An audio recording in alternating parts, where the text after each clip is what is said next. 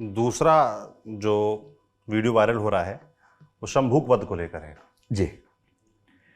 उस पर क्या कहेंगे आप? शंभूक का जो प्रसंग है ये बहुत ही विवादास्पद प्रसंग है हमारी राम कथा में, और मतलब अच्छा तो नहीं लगता है, मुझे भी नहीं अच्छा लगता है। मैं ईश्वर से प्रार्थना करता हूँ कि काश ये प्रसंग न होता, पर ये प्रसंग है तो मैं क्या करूँ इसमें। ये जो पुस्तक है इसका नाम आपने खूब सुना होगा, ये रामायण है, श्रीमद् वाल्मीकि रामायण। गीता प्रेस गोरखपुर से छपी है, उसका द्वितीय भाग है। ये पुरानी पुस्तक मेरे पास रखी थी, मैं वहीं से लेके आ गया हूँ। ये उसका पृष्ठ संख्या 774 और 775 है, इसको भी आप आराम से ध्यान से देख सकते हैं। ठीक है, 775वें पृष्ठ पर इसका 76वां सर्ग शुरू हो रहा है, और 76वें सर्ग में ये कहानी पहली बार आई है, उत्तरकांड में आई है।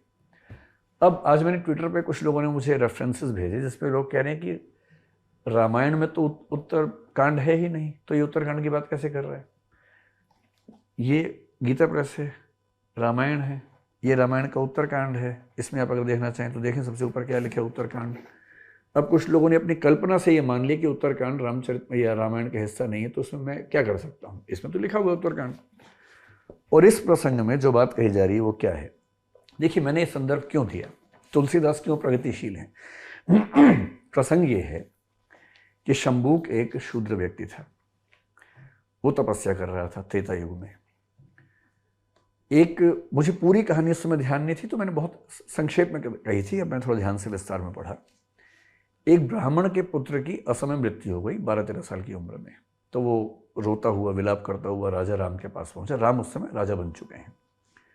तो राम ने पूछा, बताओ क्या बात है भाई।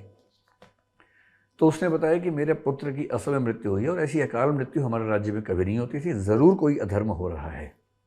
और चर्चा होते होते समझ में आया कि अधर्म का मतलब ये है कि कोई ब्राह्मण या क्षत्रिय के अलावा कोई है जो तपस्या कर रहा है, उसमें यह प्रसंग आता है।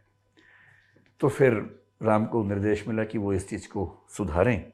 राम खोजते हुए गए, और जब खोजने के बाद पहुंचे तो उनको ऐसा दृश्य दिखा, एक व्यक्ति पेड़ से उल्टा लटका हुआ तपस्या कर रहा था। राम ने उससे पूछा, बड़ी विनम्रता से पूछा कि आप कौन हैं, किस वर्ग से हैं, किस जाति से हैं, किस समुदाय से हैं। और लंबी बातचीत हुई। उसके बाद उसने बताया कि आप मुझे शूद्र समझिए, ये तीसरे श्लोक का हिस्सा है, आप मुझे शूद्र समझिए, मेरा नाम शंभूक है। उसका जो अगला छंद है, भाषतस्तस्य शूद्रस्य खड्गम सुरुचिर प्रभम निष्कृष्य कोशाद विमलम शिरच्छेद राघव। वो क्या कह रहा है, वह इस प्रकार कह ही रहा था कि श्री रामचंद्र जी ने म्यान से चमचमाती हुई तलवार खींच ली और उसी से उसका सिर काट लिया।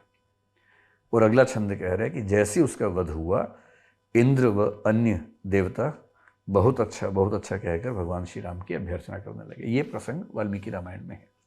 बुरा प्रसंग है। वाल्मीकि के समय में शायद ये सामाजिक चर्चा इतनी नहीं होती होगी, सोशल डिस्कोर्सेस वैसे नहीं होंगे। सीधी सी बात है, हम भी अपने समय की सीमाओं से बंधे हुए हैं, हर व्यक्ति बंधा होता है, हर लेखक बंधा होता है।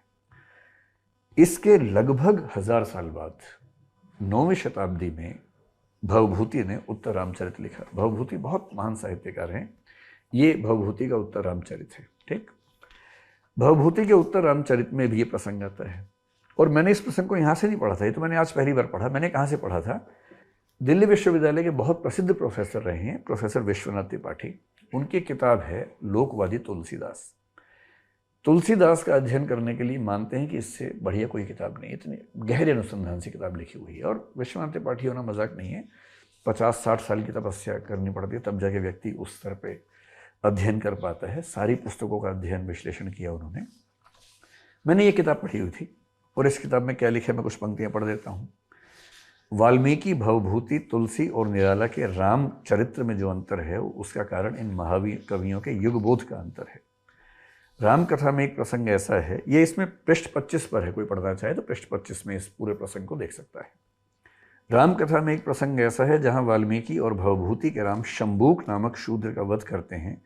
उस बेचारे का कसूर यह था कि शूद्र होकर भी तपस्या कर रहा था। वाल्मीकि के राम का प्रसंग है, तो जो मैंने आपको बताया कि जैसे ही उसने बताया कि मैं शूद्र हूँ, उसको अगले क्षण रुचिर प्रभा वाली विमल तलवार को म्यान से निकालकर उसका सिर काट लिया। लेकिन वाल्मीकि के बाद जब भवभूति का जिक्र आता है, बहुत अच्छी बात है कि भवभूति के राम के मन में अंतर्द्वंद्व है कि क्या मैं इसको मारूं या ना मारूं। ये उस वीडियो में है, जो पूरा वीडियो है, मैंने यही बात बताई है उसमें। भवभूति बहुत परेशान है, भवभूति के राम बहुत परेशान है कि मैं क्यों मारूं, भाई तपस्या ही तो कर रहा है। और फिर क्या लिखा है, भवभूति के राम के हृदय में शंभूक को मारते समय द्वंद्व है, उनके मन में करुणा जगती है। फिर अपने को निर्मम बताते हुए कहते हैं कि हे कठोर गर्भा सीता को घर से निकाल देने वाले मेरे दाहिने हाथ, तुझ में करुणा कहाँ। और उसके बाद वो उसका सिर काटते हैं। ये प्रसंग उसमें है, और ठीक यही प्रसंग में भवभूति के उत्तर रामचरित भी लेके आ गया हूँ, आप उसमें भी चाहे तो देख सकते हैं। तुलसीदास की महानता ये है कि तुलसीदास ने शंभूक वध के प्रसंग को रामचरितमानस से हटा दिया।